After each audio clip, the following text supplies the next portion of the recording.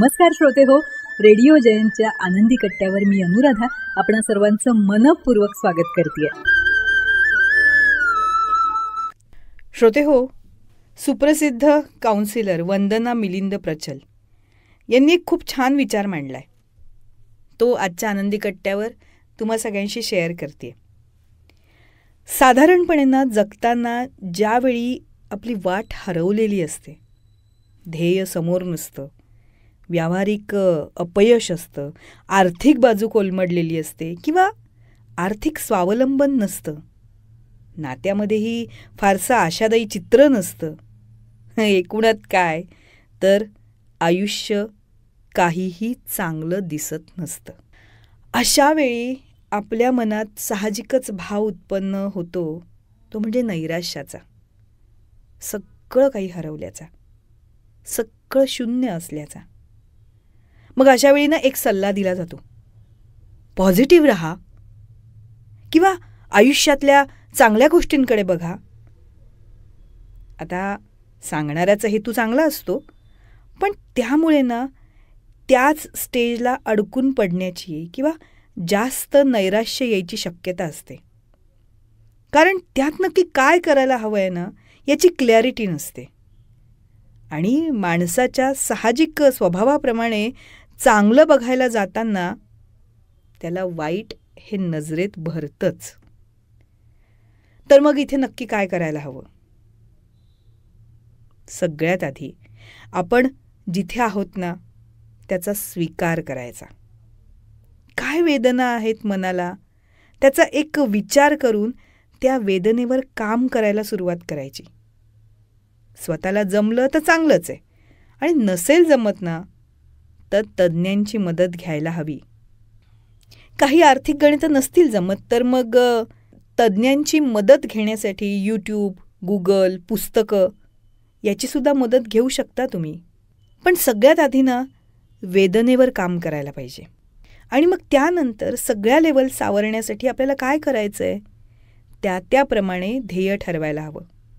आणि सद्य परिस्थितीचाही विचार मनात ठेवायला हवाच. एकदा ह्या स्टेप झाल्या की मग आपल्याला क्लॅरिटी येते. मग सुरू करायचा आपला ॲक्शन प्लॅन.